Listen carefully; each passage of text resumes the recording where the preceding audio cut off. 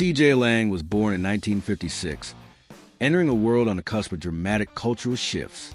Very little is publicly known about her childhood or early family life, which only adds to her mystique. What is clear is that she grew up in or around New York, a city that in the early 1970s was equal parts gritty, dangerous, and teeming with underground artistic and expression. Entry into the mature film industry. By her late teens or early 20s, CJ had immersed herself in the counterculture scenes that defined the post-Summer of Love era, where liberation, experimentation, and anti-establishment ideologies converged. The Lower East Side, Greenwich Village, and Times Square were her playgrounds. These were not yet sanitized places. They were pulsing with danger and creativity, and this energy is what would help shape Lang's approach to her work. Lang's entry into the mature film world came during the early years of what would become known as the Golden Age of films. The revolution of the late 1960s had paved the way for more explicit representations of sexuality in art and media, culminating in the public release of hardcore films in theaters. She began performing in mature films around 1974. From the beginning, she stood out, not just because of her physical appearance, with her wild hair, natural look, and intense gaze, but because of her attitude.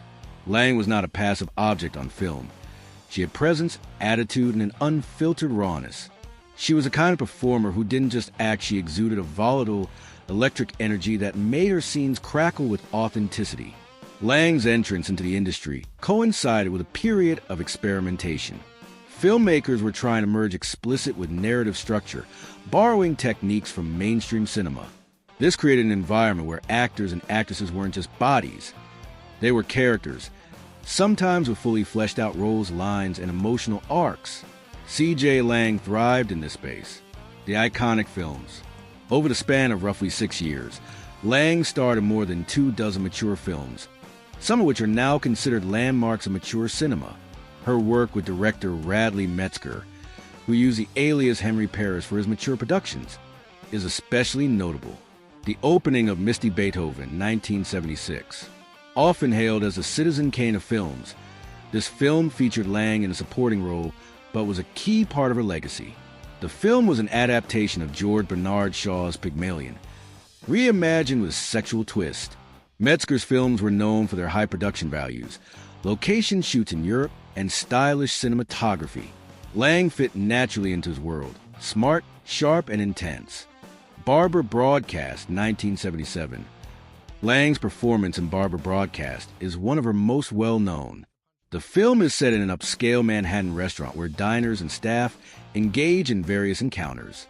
Lang's raw, unfiltered intensity stood in contrast to the polished environment, making her scenes particularly memorable. She was magnetic, dominating the screen even when she wasn't speaking. Anyone But My Husband, 1975. A raunchy, lower-budget film. This piece showed the range of Lang's abilities. Whether in classy productions or rough-and-tumble exploitation flicks, she brought the same fierce, unapologetic energy. The Candy Strips, 1978. By the time The Candy Strips came out, Lang was at the height of her notoriety. This film, with its medical setting and over-the-top scenarios, was typical of the genre at the time. But once again, Lang's performances elevated the material, on-screen presence, and style. Unlike many actresses who performed within constraints of the male gaze, C.J. Lang radiated a distinct agency. She was unabashedly in control of her body and sexuality. She once famously declared that she never faked an orgasm on film, an almost revolutionary statement at the time. Her performances were not romanticized. They were visceral, intense, and often unglamorous. But that's precisely what made them so compelling. She wasn't pretending to enjoy herself for the audience. She was inhabiting the moment entirely. Lang embodied what we might now call a proto-feminist sexuality, where liberation wasn't about modesty or conformity, but about reclaiming space and self on her terms. This made her both a sex symbol and a cultural disruptor. Cultural context and punk attitude. Lang's style, both in and out of films, predated the punk movement but mirrored its ethos.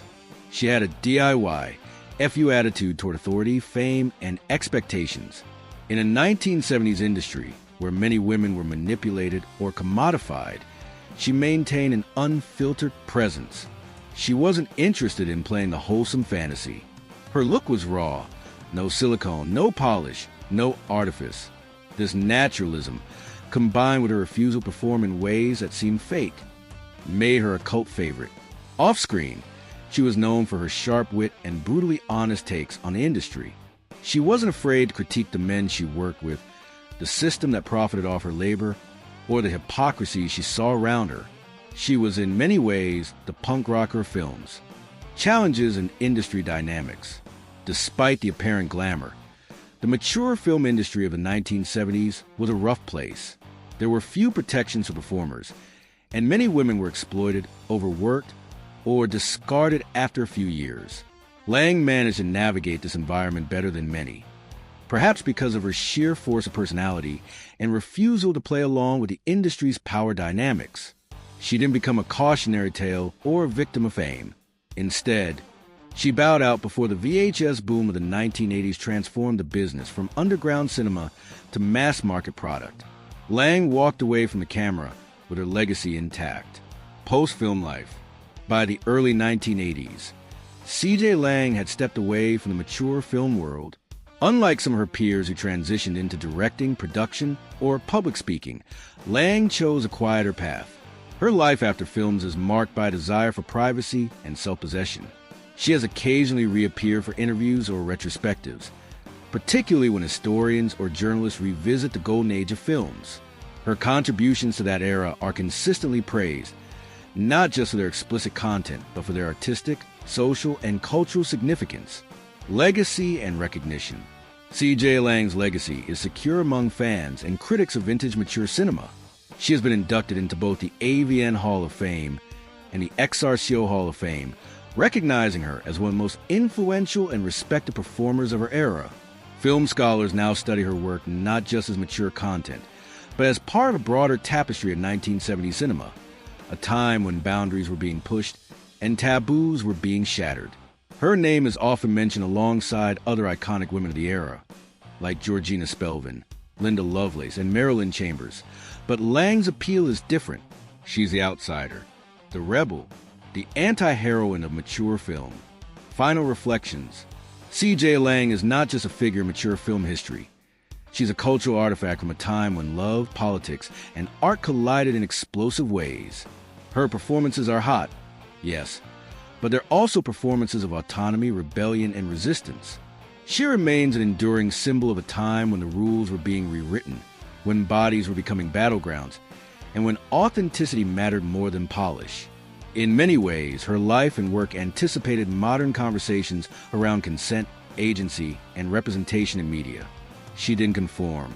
She didn't beg for approval. She did it her way, and then she disappeared. And that might be the most punk thing of all. Over the span of roughly 6 years, Lang starred in more than 24 mature films, some of which are now considered landmarks of mature cinema. Her work with director Radley Metzger, who used the alias Henry Paris for his mature productions, is especially notable.